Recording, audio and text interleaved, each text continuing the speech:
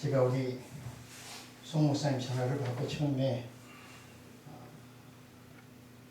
설교 말씀 본문 정해주세요. 그리고 엉겹결에 제가 그냥 우리 표현 말씀 그대로 거룩한 영성을 회복하자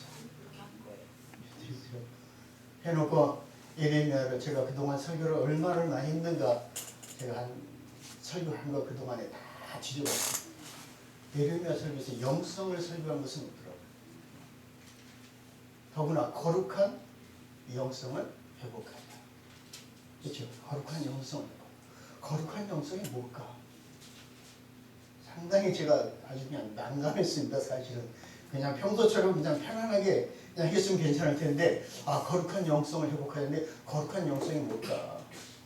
우리는 거룩이란 말은 사실은 설교 시간에 잘 사용하지 않지 않습니까? 그렇죠? 영성이란 말도 사용 안 합니다. 대부분 그냥 성령 충만을 이야기하죠. 그렇죠? 그래서 거룩한 영성이란 뭘까? 어젯밤까지 온 거를 계속 보면서 오면서까지 봐서 수정하고 또 수정하고 해서 왔습니다. 오면서까지. 근데 사실 거룩함이라는 것은 우리에게 속한 것이 아니라 하나님의 성품입니다. 우리는 거룩할 수가 없어요. 우리는 어떠한 방법으로도 어떤 것으로도 거룩한 인간이 될 수 없습니다. 그래서 거룩이라는 건 하나님에 대한 것을 이야기하는 것이지 우리 인간에 대한 것은 아니다라는 것이죠. 그래 거룩한 성품은 신의 영역이라는 것이죠. 예레미야 11장 45절입니다. 나는 너희의 하나님이 되려고 너희 애국 땅에서 인도해낸 여호와라. 내가 거룩하니 너희도 거룩하지. 거룩은 하나님께 쓰시는 말씀입니다. 하나님을 지칭할 때 거룩하다는 것이죠. 우리 인간은 절대로 거룩하다고 이야기할 수 없다는 것입니다. 베드로전서 1장 15절에도 보니까 오직 너희를 부르신 거룩한 이처럼 너희도 모든 행사에 거룩한 자가 되라. 1장 16절에 기록되었을 때 내가 거룩하니 너희도 거룩할지어다 하셨습니다. 결국에 뭡니까? 내가 거룩하니까 너희도 나를 믿는다면 나를 의지한다면 나를 본받으라는 것이죠. 본받는 것은 뭡니까? 우리는 절대로 본받고 살아가는 하나님과 동등함을 취할 수는 없습니다. 그렇죠? 그냥 흉내를 내는 것이죠. 하나님의 거룩함을 우리가 흉내내는 것입니다. 예수님의 성품을 내가 가졌다 하지만 절대로 예수님의 성품을 내가 갖고 살아갈 수는 없습니다. 어떻게 해요? 우리는 흉내내는 것이죠. 노력하고 의지하는 것입니다. 절대로 가짜가 진짜를 이겨낼 수는 없는 것입니다. 거룩하라는 명령은 어떤 제시나 선택상으로 주어진 것이 아니라 반드시 순종해야 된다는 것입니다. 따라오라는 것이죠. 그렇게 살아가는 것입니다. 부탁하는 것이 아니라 이렇게 하라는 것이 아니라 반드시 해야 된다는 것입니다. 우리가 주님을 닮는 것보다 더 고귀한 목표는 없습니다. 우리는 주님을 따라가는 주님의 삶을 닮아가는 것보다 이 세상에 그 어떠한 것보다 중요하지 않다는 것이죠. 부름받은 우리는 오직 주님만을 바라보며 주님이 가신 그 길을 가는 것입니다. 거룩한 삶보다 주님을 세상에 더 잘 드러낼 수 있는 길은 없다는 것이죠. 그래서 우리의 삶이 하나님의 거룩함을 닮아가는 삶이 되어야 된다는 것이죠. 주님의 성품을 닮아가는 우리의 인격이 되어야 된다는 것입니다. 그래서 거룩을 최고의 목표로 삼고 살아가는 사람을 하나님은 찾고 계시는 거죠. 어떤 사람을 찾냐는 것입니다. 하나님께 속한 자는 하나님을 닮아 거룩한 삶을 추구하며 살아갑니다. 성도가 거룩성을 잃거나 경건성이 사라지면 세상 사람들과 구별이 안 되는 것이죠. 사실. 우리 그리스도인들이 거룩성이나 경건성, 즉 그리스도인의 성품을 잃어버렸다면 세상 사람들과 전혀 구분할 수 없다라는 것입니다. 그래서 나의 거룩함 같이 너희도 거룩하란 말씀을 우리는 가슴에 깊이 새겨야 된다는 것입니다. 믿음으로 구원받은 사람들에게 거룩한 행위가 반드시 나타나야 된다는 것입니다. 우리는 구원받았어요. 예수 그리스도를 구주를 구원주로 고백하고 믿음의 사람으로 구원받은 사람으로 살아갈 때는 우리의 삶 속에 반드시 하나님의 거룩함, 예수님의 성품이 드러나야 된다는 것입니다. 하나님께서 거룩을 일생 동안 이루어야 하는 것으로 말씀하시고 그에 필요한 능력과 우리의 삶 속에 살아갈 수 있는 모든 환경을 주셨다는 것입니다. 그런데 내가 어떻게 합니까? 내 성격이 못 이겨서, 그렇죠? 우리는 자기만의 독특한 성격이 있습니다. 인품, 그렇죠? 인격이 있습니다. 그것을 어떻게 합니까? 드러내는 것이죠. 거룩성으로 씻어내야 되는데 그것이 내 속에 있어서 그것을 자꾸 드러내는 삶을 통해서 어떻게 합니까? 영광을 드리지 못하는, 거룩성을 잃어버리는 순간적인 습성이 나도 모르게 드러날 때가 있다는 것이죠. 하나의 습관이라고 그러죠. 습관, 습성. 저도 차를 몰고 우리 사택에서 교회를 가요. 교회 가서 기도 좀 해야지. 교회 가서 뭔 일을 봐야지. 차를 끌고 가다가 교회로 가는 것이 아니라 그냥 가버려야죠. 왜 그럴까요? 평상시에 그렇게 안 했다는 것이죠. 평상시에 그렇게 안 해요.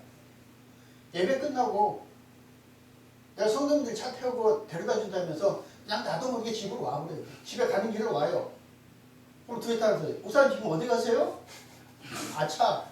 내가 그때 아차. 나 집에 가는 게 아니지 지금. 뭐예요? 습관처럼 다녔다는 것입니다.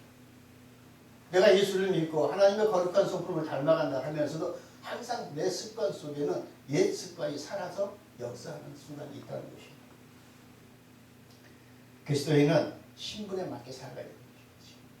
그리스도인의 신분에 맞게 살아가는 것이죠.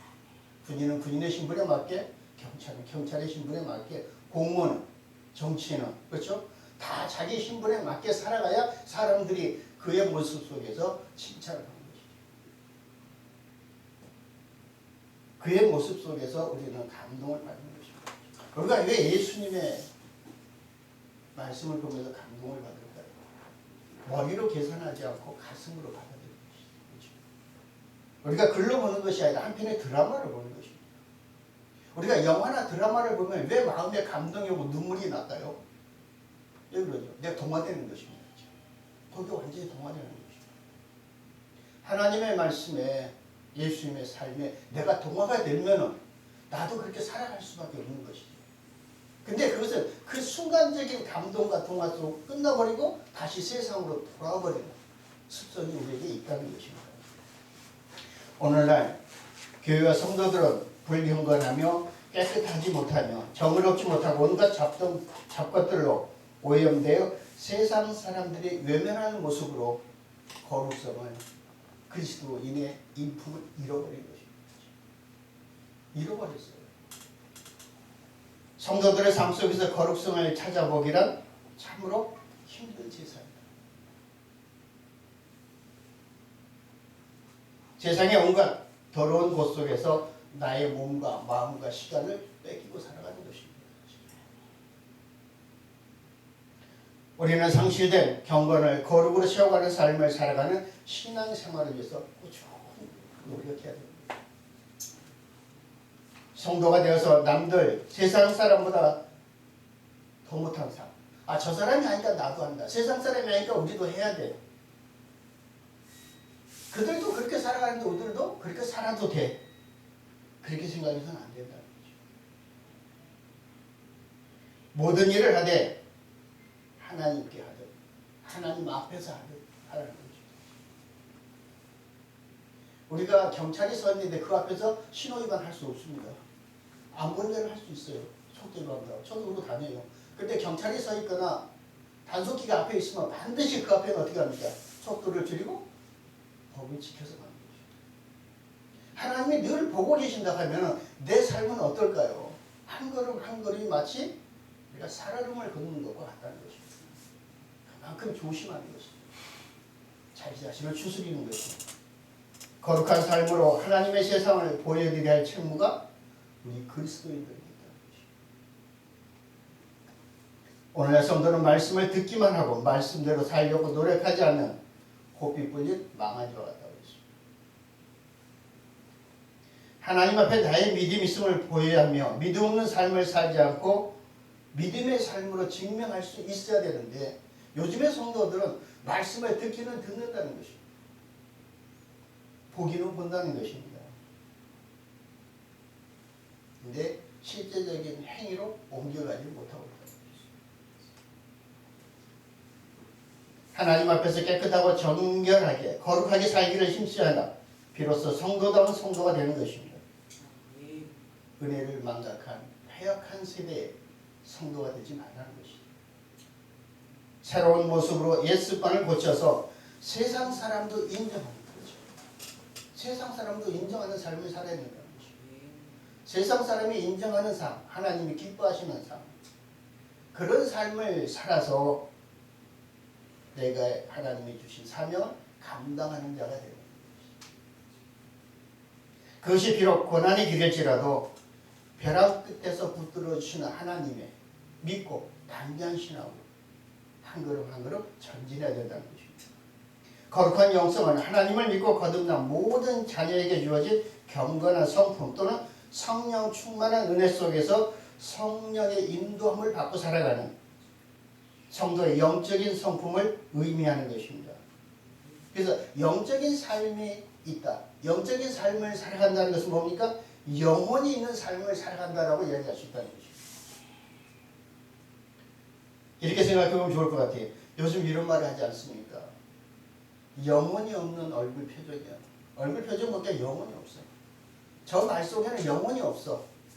저 행동 속에는 영혼이 없어. 무슨 말이야? 로봇 같다는 것입니다. 말은 잘하고 시킨 대로 잘하는데 영혼이 없다는 것입니다. 살아있지 않다는 것입니다. 이미 죽어버린 신앙 속에 살아가고 있다는 것입니다. 사실 우리가 하는 일 모든 속에는 영혼이 있어야 돼요. 살아있는 생명력이 있어야 된다는 것입니다.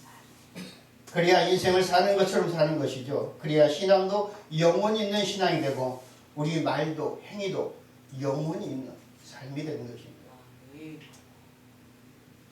요즘은 인간이 진짜 인간다운 삶을 살아가는데 또 인간이 진정으로 자기를 싫어하는 데 있어서 영성이라고 하는 것은 뭘까? 영성. 영성은 단순히 종교가 아니라는 것이죠.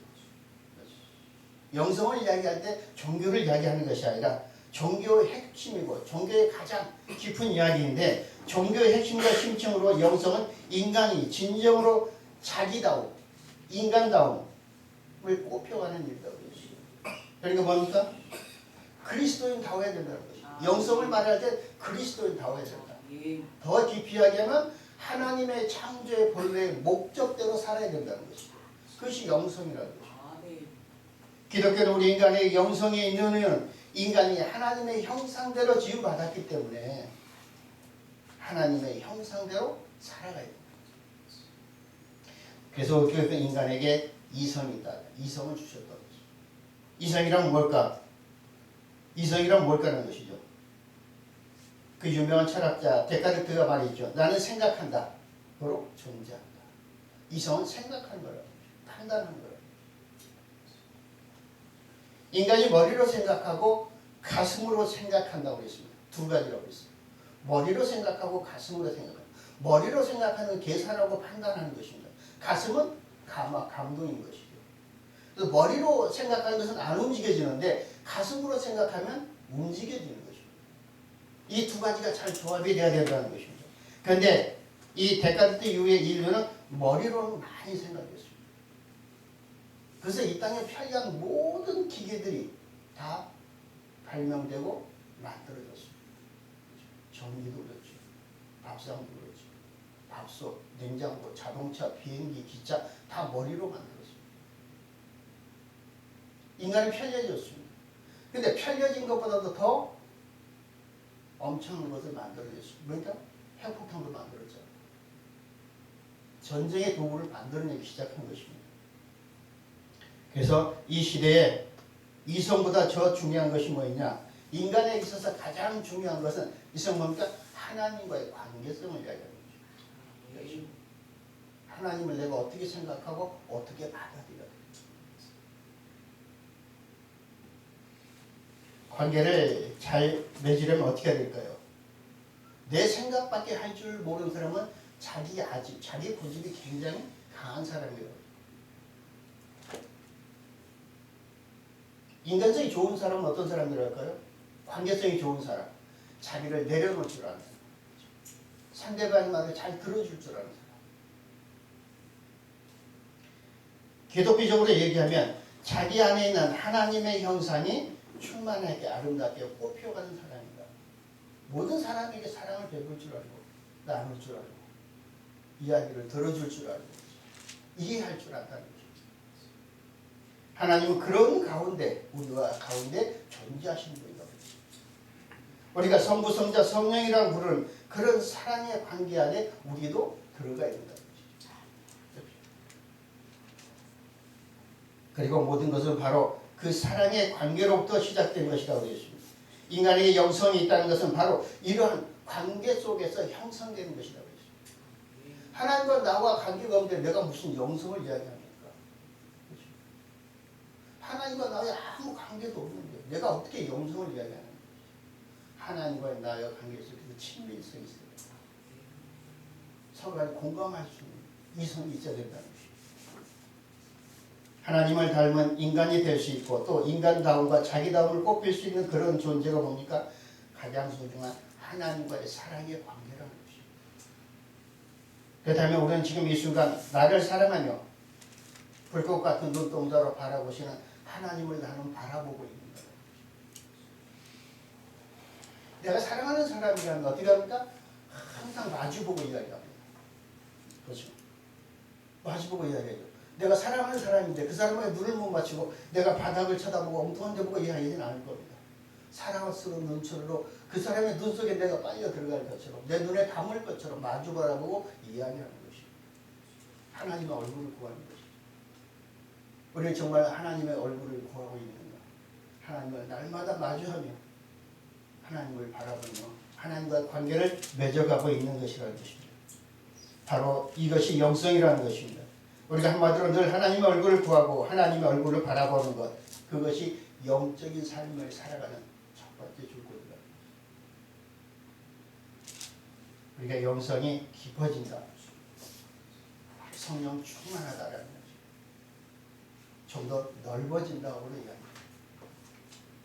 진짜 겸손한 사람은 어떻게 하세요? 남의 이야기를 정말로 잘 들어주는 사람.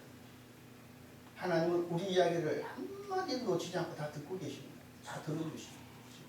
우리가 기도할 때 그 이야기 안 들어 나 필요 없어 하시지는 않습니다. 내가 어떤 기도를 하든 무슨 기도를 하든 다 들어주십니다. 왜요? 나를 위로해 주시기 위해서. 그래서 내가 원 없이 할 말 다 하고 눈물 콧물 쏟으면서 기도 다 하고 그때까지도 기다려 주십니다. 그것이 진짜 우리가 가질 수 있는 하나님의 성품, 영성이고 겸손이라는 것입니다. 그래서 우리가 말하는 기독교의 영성, 기독교 구원은 우리가 넓은 데로 나오는 것이죠. 세상 속에서 하나님의 세계로 나오는 것입니다. 그것이 사실 기독교가 말하는 구원이라는 것입니다. 좁디 좁은 곳에 갇혀 살고 있던 내가 탁 트인 하나님의 세계로 나오는 것입니다. 마치 우물한 개구리가 그렇죠? 넓은 호숫가로 나오는 것과 같습니다. 시편 18편 19절에 보니까 나를 넓은 곳으로 인도하시고 나를 기뻐하심으로 나를 구원하셨도다 그랬습니다. 바로 이런 구원의 경험이 있어야 됩니다. 하나님 나를 세상에서 이끌어내셨어. 나를 고난 중에서 이끌어내셨어. 편협한 내 생각 속에서 이거 나를 이끌어내셨다. 감격의 은혜가 있어야 된다는 것입니다. 나이가 들수록 신앙생활을 할수록 우리의 생각이 좁아진다고 그럽니다. 그렇죠? 나이가 들수록 생각이 편협해진다고 그럽니다. 한쪽으로 치우친다고 그럽니다. 자기밖에 모르는 생각으로 바뀌는 것입니다. 신앙생활 할수록 더 그렇다는 것입니다. 처음 신앙생활 할 때는 제가 은혜 가운데 뭐든지 수용하고 받아들이고 하려고 하는데 신앙생활 하면 할수록 점점 좁아집니다. 왜 그럴까요? 영적인 생활로 시작해서 종교적인 생활로 바뀌어가기 시작합니다. 무뎌진다. 하나의 습관이 되어버립니다. 우리 교수들이 그런 말을 하니까 신학교 들어갈 때는 어떻게 합니까? 신학교 처음에 들어갈 때는 성령 충만해서 들어갈 때 졸업할 때는 어떻게 해요? 졸업할 때는 어떻습니까? 전혀 다른 사람이 됐어요. 정말로 내가 하나님의 사람으로서 뭔가가 나올벌쩍 빈들에도 갈 수 있어 나는. 그런 마음으로 들어갔다 나올 때는 나는 화려한 길만 갈 거야. 내가 무슨 악을 걸자 빈들이 바뀌는 거죠.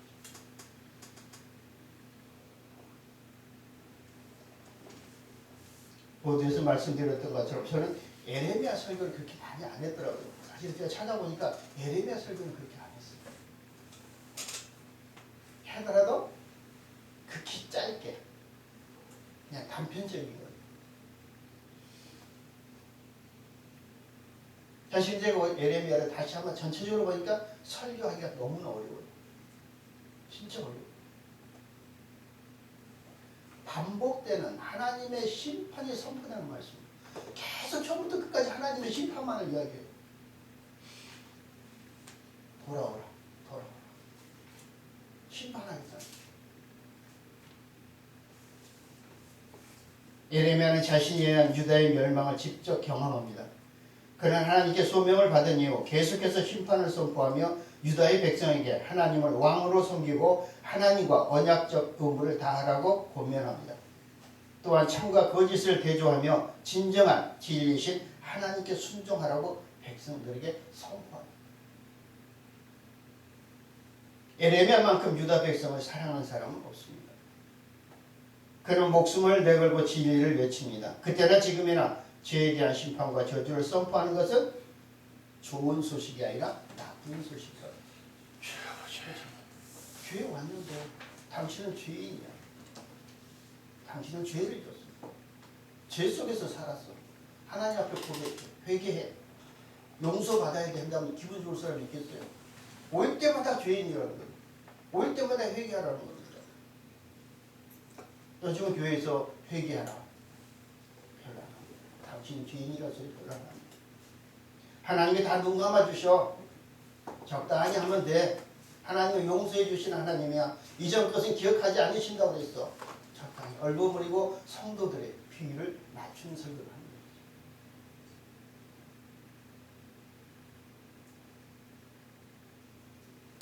성경에서 말하는 거짓 선지자. 이 시대의 교회와 선지자들이 해야 할 일은 너의 죄를 회개하고 하나님께 돌이켜라. 곧 심판이 임한다.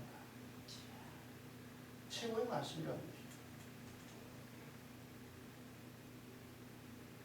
이것이 가장 좋은 사랑과 은혜의 메시지입니다. 부모가 자식들에게 어떻게 합니까? 세상 속에 나와서 죄 짓지 마라. 나쁜 짓 하지 마라. 그렇죠? 친구들하고 싸우지 마라. 항상 하지 마라. 하지 마라. 죄 짓지 마라. 싸우지 마라. 남이 굶지 마라. 부모가 해줄 수 있는 최고의 훈계라는 거죠. 근데 그런 말 되게 싫어한다는 거죠. 하나님은 우리에게 말합니다. 너의 죄를 회개하고 하나님께로 돌아오라는 것입니다. 왜? 곧 심판입니다. 이것이 가장 좋은 사랑의 메시지인데 이것을 가장 싫어한다는 거죠. 거룩하신 하나님이 죄를 미워하시고 심판하신다는 소식을 전하는 자가 진짜 선지자고 목회자라는 것입니다. 하나님은 회개하고 죄를 고백하면 모든 것을 용서해 주신다고 말씀하십니다. 하지만 거짓 선지자들은 평안을 선포한다고 하죠. 그래서 에레미야 8장 11절에 보면 그들이 딸 내 백성의 상처를 가볍게 여기면서 말하기를 평강하다 하나 평강이 없도다. 상처가 있는 사람들을 모아놓고 하나님의 평강 주실 거야. 그냥 너희 죄 회개 안 해도 돼. 평강 주실 거야. 너희를 평안할 거야. 복 줄 거라고 얘기했다는 것이죠. 그런데 에레미야 5장 30절로 31절에 보면 이 땅에 무섭고 놀라운 일이 있도다. 선지자들은 그 짓을 애언하며 제사장들은 자기 권력으로 다스리며 내 백성은 그것을 좋게 여기니 마지막에는 너희가 어찌하려느냐. 심판하시니까. 그런 말이 좋다는 것이. 죄를 해결하는 말보다 복 받을 거야. 괜찮아.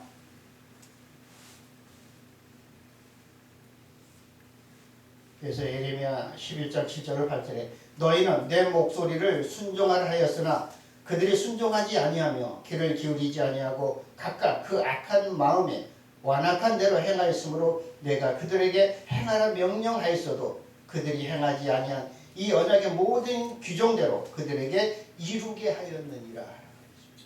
그러니까 말을 안 들었으니까 징계하겠다는 거죠. 죄를 묻겠다는 거죠. 그렇게 하겠다고 이야기하라는 거죠.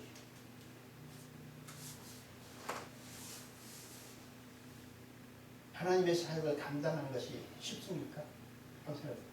여러분, 저나 여러분 사역자인데 정말 하나님의 사역을 감당하는 것이 즐겁고 행복하고 쉽습니까? 한번 생각해보세요. 어렵습니다. 어려워요. 하나님의 사역을 감당하는 것이 쉽지 않다는 것이죠. 어렵다는 것입니다. 정말 어려운데 에레미야와 같은 사명을 오늘 내게 주셨다면 나는 어떻게 할까? 한번 생각해보세요. 하나님은 하라가시고 사람들은 안 해도 돼요. 어느 쪽을 따라야 될까? 너 하나님이 하라고 하면 정말로 힘들어. 고통스러워. 근데 그거 하지 마. 그냥 사람들이 원하는 대로 해. 원하는 대로. 원하는 대로 하면 편해. 근데 하나님이 하라고 하면 고통스러워. 어떤 걸 할까요?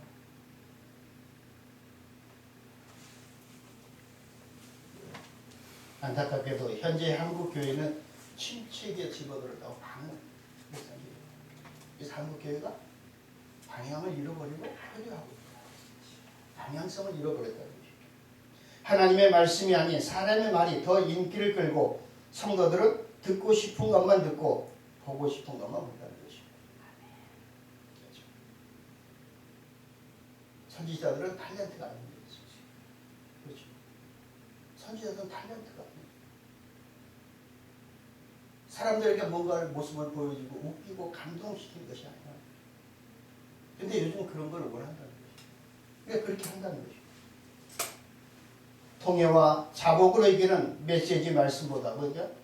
통해와 자복으로 이끌어야 돼요. 자기 스스로 자기 죄를 고백하고 하나님 앞에 살지 못했으면 거룩성을 잃어버렸으면 하나님의 영성을 잃어버렸으면 통해하고 자복해 하는 그런 설교보다는 평안과 안락과 복을 주는 마사지와 같은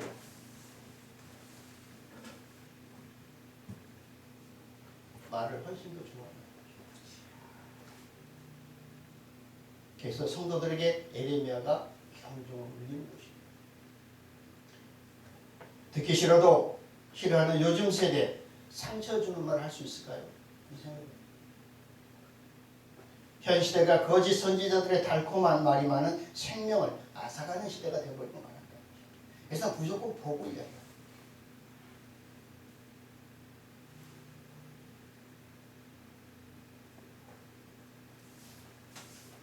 예레미야가 하나님의 입술에 주신 그 말씀에서 돌아다닐 때 얼마나 많은 고난과 핍박을 받았는지 모릅니다. 결국에는 어떻게 했냐. 예레미야 38장 6절에 보면 시드기야의 허락을 받고 예레미야를 말기야 지하 감옥에다 가둬버립니다. 더 이상 하나님의 말씀 선포하지 못하지. 듣기 싫다는 것입니다. 왜 자꾸 듣기 싫은 소리 하는 것입니다. 왜 하나님의 심판한다고 하는 것입니다. 왜 깨달고 돌아오려고 하는 것입니다. 우리 잘 살고 있는데 우리 편안하게 살고 있는데 이 지하 감옥은 아마 빗물을 저장해놓은 큰 물창고였을 거라고 합니다. 물이 없고 진창뿐이었다는 것입니다. 이들은 무지한 자를 스스로 죽여 피를 손에 묻히려 하지 않고 감옥에 던져넣어서 굶어 죽게 만든 것입니다. 자기들 스스로도 에레미야가 죄가 없다는 걸 압니다. 깨달았습니다. 그래서 이들을 우리 손에 쥐고 우리 손에 피 묻히니까 그냥 가둬놓고 스스로 죽게 만들어버린다. 아주 깊은 감옥이었는데 병처럼 생겨가지고 입구는 좁고 안에는 넓고해서 도저히 혼자 힘으로 빠져나올 수 없는 그런 진창 속에다 가둬버립니다. 이 모습이 어디 나오느냐. 시편 69편 2절에 보면 다윗은 나는 설 곳이 없는 깊은 수렁에 빠지며 깊은 물에 들어가니 큰 물이 내게 넘치나이다. 14절로 15절에 보면 나를 수렁에서 건지사 빠지지 말게 하시고 나를 미워하는 자에게서와 깊은 물에서 건지소서. 큰 물이 나를 휩쓸거나 깊음이 나를 삼키지 못하게 하시며 웅덩이가 내 위에 덮쳐 그것을 입을 닫지 못하게 해서 하소. 이 시편 말씀과 동일한 상황이 지금 에레미야에게 일어나고 있습니다. 지하 감옥에 빠져 물도 음식도 먹지 못하는 에레미야를 생각하면 어떤 생각이 들까? 내가 에레미야라면 지금 어떤 생각이 들까요? 하나님의 부르심에 순종한 결과가 하나님이 나를 부르셔서 내 입술에 말씀 주시고 나를 통해서 하나님의 백성들을 구원하라고 하셨는데 내게 그런 선지자적 사명을 주셔놓고 왜 나를 이런 진창에 빠뜨려 죽이시려고 합니까? 이럴 바에 차라리 내가 부름받지 않았으면 얼마나 좋을까? 그렇죠? 하나님의 말씀을 줬다가 내가 절망의 구름탱이에 빠졌는데 하나님은 아무 응답도 안 주시는 거예요. 그때 어떻게 하겠어요? 내가 괜히 하나님의 말을 쫓아갔군요. 하나님의 말을 버리고 사람들의 말을 쫓아갈 거예요. 그런 생각 안 들겠습니다. 하나님의 말씀을 쫓아서 정말 교회를 개척하고 도움시키려고 온갖 길거리 다 돌아다니면서 전도하는 하나님 왜 이렇게 나를 힘들게 하십니까? 고통스럽게 하십니까? 차라리 그러려면 나에게 사명을 주시지 마시든지 그런 생각 안 들어가겠습니까? 하나님의 사역자들이 이런 핍박과 낙심 속에서 자신의 의무를 감당하였기에 믿음의 선지자들이 있었기에 오늘 우리가 복음의 성경을 듣고 설교할 수 있습니다. 에레미야는 죄가 있다면 백성에게 하나님의 말씀을 전달해 준 죄밖에 없습니다. 에레미야는 핍박을 받았지만 죽지 않고 결국 하나님의 은혜로 구출받았습니다. 이 말씀이 시편 40편 1절과 2절에 대비됩니다. 내가 여호와를 기다리고 기다렸더니 귀를 기울이사 나의 부르짖음을 들으셨도다. 나를 기가 막힐 웅덩이와 수락에서 끌어올리시고 내 발을 반석 위에 두사 내 걸음을 견고하게 하셨도다. 신실한 하나님이 구원해 주셨다. 눈물의 예언자로 불리는 에레미야는 유다의 예루살렘 성전의 멸망을 예언하고 실제로 체험한 유일한 예언자라고 했습니다. 그는 하나님께 소명을 받은 이후 계속해서 심판을 선포하며 하나님을 왕으로 섬기고 하나님과 언약적 의무를 다하기를 유다 백성들에게 계속 선포한 것입니다. 그러면서 국가와 성전이 멸망하게 된 근본적인 원인은 백성들이 사랑과 정의에 공의의 하나님을 버리고 세상적인 풍요를 따라갔다고 우상을 섬기고 있다고 계속 죄악을 선포하는 것입니다. 하나님을 떠나고 하나님을 버리고 우상 숭배의 길에서 돌이키라는 그의 외침 사역 초기에는 말리언은 동일했습니다. 처음부터 끝까지 계속 그랬습니다. 버리고 돌아와, 버리고 돌아와. 우리가 다시금 에레미야의 선포에 귀를 기울이며 하나님의 사랑과 정의와 공의를 깨달아 예언자의 영성을 회복한다면 성경적인 신앙으로 바로 설 수 있다. 우리가 가장 중요한 영성은 성경적인 영성입니다. 성경적인 신앙인 것입니다. 에레미야의 영성은 역사적 경험 속에서 어떤 믿음의 영성이 하나님과 연결되고 현실을 넘어설 수 있는지 증거하는 것이다. 하나님은 에레미야에게 이 땅에 단 한 사람의 거룩한 자가 있어도 구원하시겠다고 했습니다. 그렇죠? 한 사람만 있어요. 근데 이 말이 어디에 대비되느냐? 창세기 18장 22절로 32절의 사건과 매우 유사합니다.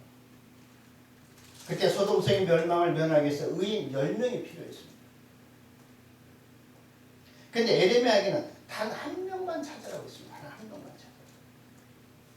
얼마나 쉽습니까? 그렇죠? 여기서 보면 하나님 뭐랍니까? 진노가 아닌 사랑의 하나님의 본성을 드러내신 것입니다. 한 명만 찾아 그가 다 용서해 줍니다. 하나님은 우리에게 어떤 징계를 내시는 것이 아니고 진노를 바라시는 것이 아니라 사랑으로 품어주시기를 원하시는 것입니다. 하나님은 당신의 뜻에 맞추어 사는 사람이 한 사람이라도 있다면 예루살렘 성읍 전체를 용서하시겠다고 하셨습니다. 그래서 예레미야 5장 1절에 너희는 예루살렘 거리로 빨리 다니며 그 넓은 거리에서 찾아보고 알라. 너희가 만일 정의를 행하며 진리를 구하는 자를 한 사람이라도 찾으면 내가 이 성읍을 용서하리라 하셨습니다. 하나님 오늘도 당신 백성들의 삶 속에서 사랑과 용서를 주시기 위해서 잘하고 계십니다. 우리는 그 한 사람을 찾아다니는 것입니다. 그 한 사람을 만들어가는 것입니다. 그것이 우리의 사명이라는 것입니다. 기독교 신앙이 세상의 윤리와 동일시될 수는 없습니다. 세상적인 윤리도 되지만 세상적인 윤리와 도덕도 착하게 살아라, 잘 살아라, 도덕질을 하지만 가르치는 거죠. 하지만 세상적인 윤리와 도덕보다 더 높은 것이 하나님의 신앙의 윤리라는 거죠. 기독교는 더 이상 기독교가 아닙니다. 오늘날 한국에 안타깝게도 세상이 기대하는 상식 수준 이하에 머물러 있다고 해요. 오늘 우리 그리스도인들에게 절실하게 요구되는 것은 무엇보다도 하나님의 사랑과 공의와 정의를 실천하는 도덕적인 영성을 이야기한다는 것입니다. 오늘 이 시대를 향한 하나님의 마음이 어떠한가를 내가 먼저 깨달아야 되겠죠. 하나님은 지금 이 시대를 어떻게 보십니까? 예레미야 선지자가 그 시대를 향한 하나님의 마음을 알고 슬퍼하며 슬퍼해서 불렀던 노래 예레미야가 시대 그 시대를 향한 하나님의 마음이 어떠한가에 따라서 오늘 우리 시대의 모습이 예레미야 시대의 모습과 좀 비슷할지도 모르겠다. 죄악이 만연한 세상 속에서 영성이 사라진 선지자들을 보느냐라고 예레미야가 2장 14절에 슬피 노래하고 있습니다. 영성이 사라진 선지자를 보이느냐. 너무나 안타까운 것들은 목사님들이 선지자들이 영성이 사라져서 하나님의 말씀이 그들의 마음속에 없고 하나님을 보여주시는 것을 보지 못하니까 거짓된 것만 이야기합니다. 내가 영성이 없는데 내가 거룩함이 없는데 볼 수가 있어요. 보여줘도 못 보는 것입니다. 근데 뭘 이야기하는 것입니까? 거짓된 것을 이야기할 수밖에 없다는 것입니다. 역사를 바라볼 때 항상 깨어있는 선지자들을 통해서 타락해가는 많은 사람을 하나님 앞으로 인도하시는데 그 시대가 무너질 때는 하나님 앞서 세운 지도자들이 자기 안위와 자기 삶의 그 급에서 전혀 다른 사람을 인도하지 못하고 타락한 지도자로 인해서 오히려 고통과 질병과 아픔과 절망을 그래서 죄악으로 몰아가는 시대가 되고 말았다는 것입니다. 어쩌면 에레미야 시대나 오늘 우리 시대나 그런 시대가 아닙니다. 말씀을 전하는 주의 종들도 하나님께서 지도자로 선지자로 세워지고 그 사명을 얼마나 감당 잘하고 있느냐 보시는 것이죠. 사실은 내가 누구를 일꾼으로 세웠으면 그 사람의 일하는 모습을 보는 것입니다. 얼마나 내가 맡겨준 대로 일을 잘하고 있는가, 내 의대대로 잘 일을 하고 있는가, 내가 원하는 방법대로 하고 있는가 보는 것입니다. 보지 못하고 듣지 못해서 많은 사람들을 우매한 길로 이끄는 그런 지도자, 그런 선지자가 되지 않도록 스스로 깨어있으라는 것입니다. 누가 깨우쳐주는 것이 아닙니다. 우리는 스스로 깨워야 됩니다. 깨우쳐야 되는 것입니다. 우리의 믿음이 약한 자들에게 보여줄 것이 있고 말할 것이 있고 깨어있는 거룩한 영성을 회복하여 하나님 나라를 위해서 귀하게 쓰임받는 선한 종, 일꾼, 군사, 선지자가 되어야 될 줄로 믿습니다. 우리가 먼저 보여주고 우리가 깨어있어서 뭔가를 보여줘야 된다는 것이죠. 앞장서 가야 된다는 것이죠. 예레미야가 2장 15절 보면 모든 지나가는 자들이 다 너를 향하여 박수치며, 여기까지는 굉장히 좋은 것 같아요. 모든 지나가는 자들이 다 너를 향하여 박수를 친다는 것입니다. 근데 딸 예루살렘을 향하여 비웃고 머리를 흔들며 말하기를 온전한 영광이라 모든 세상 사람들의 기쁨이라 일컫던 성이 이 성이냐 하며 지나가는 사람들의 비웃음을 너희들이 보고 있느냐라고 합니다. 무슨 말입니까? 예루살렘 성전을 화려하게 건축해 놓았는데, 정말로 아름답게 건축해 놓았는데 그 성전에 드나드는 사람들이 전혀 변하지 않았다는 것입니다. 성전만 화려하다는 것입니다. 거창하다는 것입니다. 그래서 지나가는 사람들이 박수치고 손가락질하면 뭐합니까? 비웃는 것입니다. 너희들의 변한 모습을 보는데 왜 성전을 저렇게 멋있게 줬어?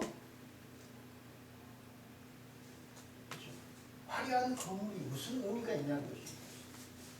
너희가 그 많은 돈과 그 많은 노력을 들여서 지은 저 아름다운 성전이 오늘 너희들의 모습을 보니까 아무 의미가 없다는 것입니다. 그것을 왜 지었는지.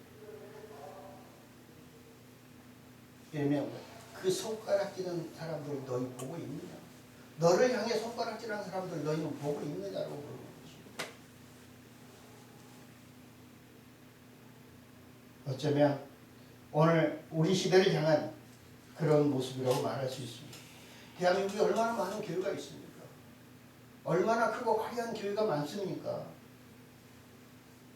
교회를 들어오지 않는 사람들이 지나가면서 도대체 왜 저렇게 크게 교회를 지었어? 왜 저렇게 화려하게 지었어?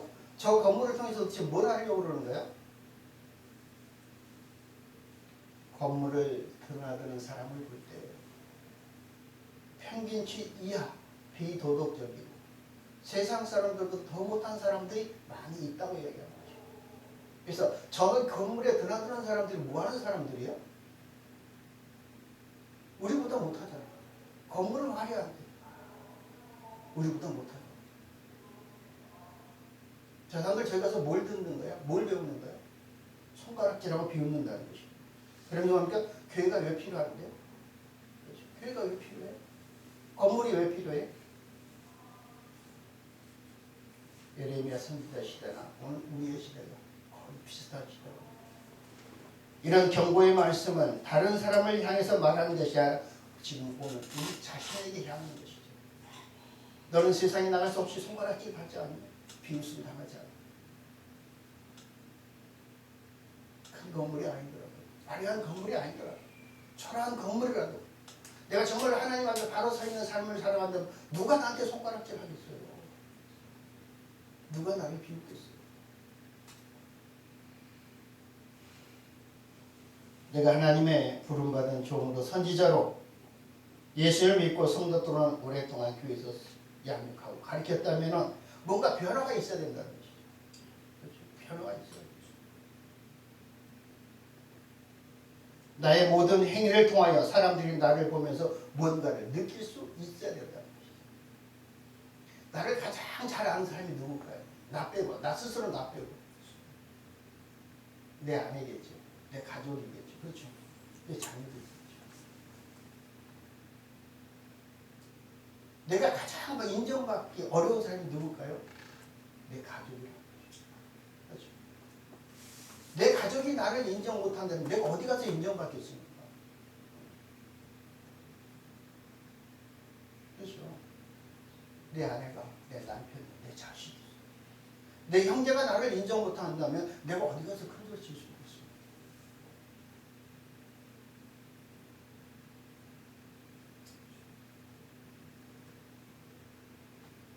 세상 사람들은 건물을 향해서 손가락질하고 뭔가 화려한 손가락질하고 비우는 것이 아니라 바로 오늘 우리의 모습을 보는 것입니다. 성전의 화려함보다 하나님이 더 원하셨던 한 사람이 변화되기를 원하셨던 그런 마음이 오늘 우리의 심령 속에 성전을 이루어가야 된다. 그러니까 성전이 되는. 그렇게 한다면 많은 사람들이 도전받고, 맞아, 저렇게 살아야 돼. 저런 모습이에요.